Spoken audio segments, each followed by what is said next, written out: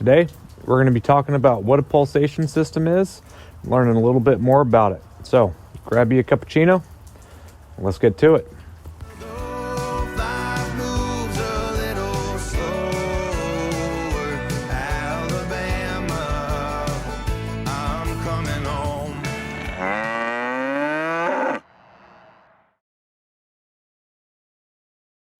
I'm going to be honest with you. This information is going to be a little dry and a little boring. Hopefully not too boring and I can keep you somewhat entertained. But what I'm going to do to kind of help you along is I'm going to show you the best part about farming. That is animals doing animal things. So worst case scenario, just mute it and enjoy the relaxing video of animals grazing and all the other fun stuff that goes along with it. So with that, let's jump into it. Okay, so we're going to start off with saying, what is pulsation? Well, pulsation is where the liner of the teacup is going to open and close at a certain interval. And that opening and closing is going to do two things. One, it's going to expose the end of the teat to the pressure differential so that the way the milk can actually be extracted and come out of the teat cistern. The second thing that it's going to do is it's going to massage the teat. It's going to try its best to mimic the natural actions of a calf sucking. So if you actually go and you watch how a calf or a lamb sucks, they do multiple things at the same time. One, they give the udder a big headbutt to try and get that milk to actually release from the up inside the glands and drain down into the cisterns. And then two, they kind of like wrap their tongue around the teat. It gets all slobbery and wet. I don't know if you've ever hand milked while a calf or a lamb's been sucking or nursing. Your hand gets soaking wet with slobber. It's actually kind of gross. Don't recommend it, but it is definitely an experience. Anyway, where was I? So that calf is going to wrap their tongue around the teat and it's going to massage that teat. And then while it's doing both of those things, it's going to be sucking in to get that milk out of the teat. So it's going to be using both mechanical manipulation or mechanical pressure and vacuum pressure from the sucking process to get that to get its drink or its breakfast. And that pulsation system mimics or attempts to mimic that. And it's going to hopefully help stimulate more milk to flow, because part of it is when the cow starts sucking, the nerve endings on the teat go to the brain, and that causes the brain to release the endorphins, which then actually produces the letdown reflex. The second thing that it's going to do is it's going to let blood to continually flow into the muscles of the udder and the teat, so that way there's no damage. Think if you've ever done dry cupping.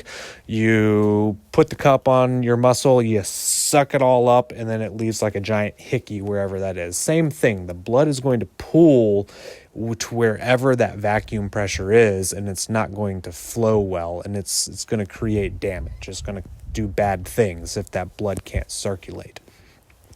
So that's what the pulsation system does for us. And I don't have one on my machine. I did a lot of research before choosing not to put one on my machine. And honestly, there is no research about not having a pulsation system. The best you can do is you can find research, and there's a plethora of it out there, about pulsation rates. 50-50, 60-40, 70-30 are the main one, or the main rates that they're talking about. Is the pulsation on 50% of the time where the teat's exposed to the vacuum, or is the teat exposed to the vacuum 70% of the time? And logically, if you follow this chain down, okay, I'm getting more and more time on the vacuum, or the teat being exposed to that vacuum. If you keep that progression up, eventually you'll get to 0 or 100-0. No one just ever goes that far. So what do those studies show? It's honestly mixed. Some studies will show that the higher pulsation rates do lead to more teat end damage. Some of the studies show that they don't. And you can get into the details of, okay, well, how did they set up their system? What types of machine were they using? What types of cows? Getting way into the weeds for my taste. But what the studies did show, and all of them showed this, was the higher the vacuum pressure of your system, the higher instances of teat end damage. So there was a much stronger correlation amongst all of the studies to vacuum pressure as opposed to pulsation rates. So taking that, I'm like, okay, I don't think I need it, because there is a major difference between all of those studies and what I am doing, and that is my milking method. So all of those studies were done for dairies, large dairy systems where you're milking tons of cows at a time. So you have the farmer, he cleans the cow, attaches all 4 quarters of the system, and then he just moves down the line of the feed rail, doing this to all 50, however many cows he has. And then he just circles back. So that cow is on the machine for 5 to 7 minutes, just constantly going, constantly being exposed to that vacuum pressure.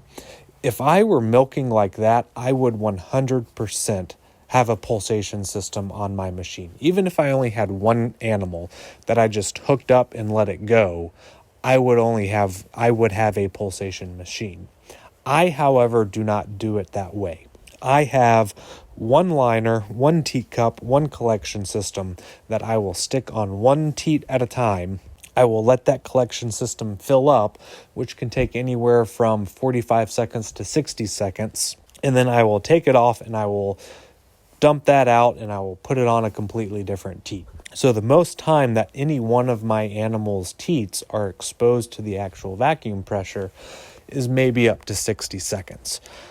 Still a long time, but it's not 5 minutes or 7 minutes or 10 minutes or however long you're leaving that milking system on. It's significantly shorter than that. And then I'm right down there with my animal the entire time, sometimes multiple times a day. I spend a significant amount of time with my animals to be able to see if there's any type of behavioral change or any other type of issue that may lead me to believe there is something wrong with my animal, and I can then address it.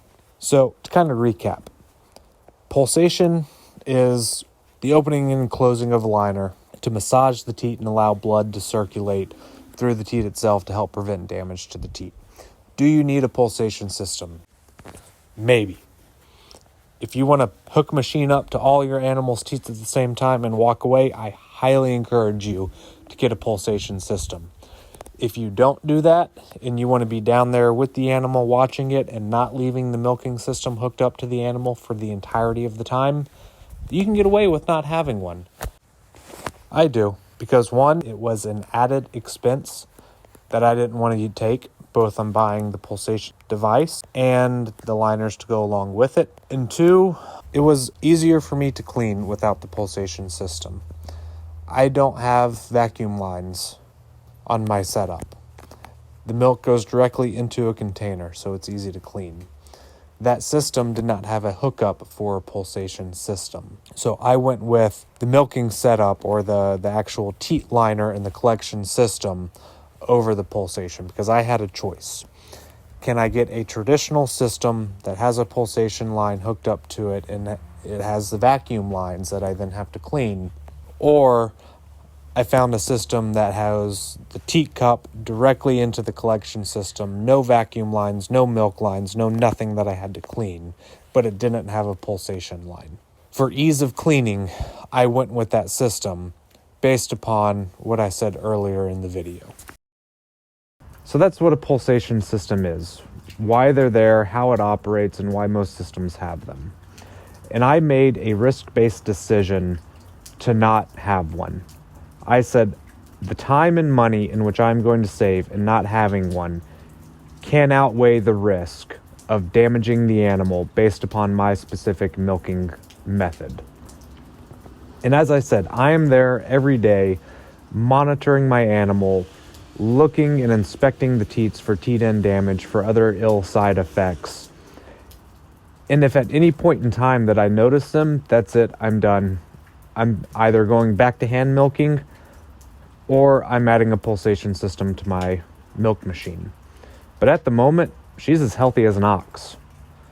So I'm going to continue to use my system without pulsation to save me 5 minutes here, 5 minutes there.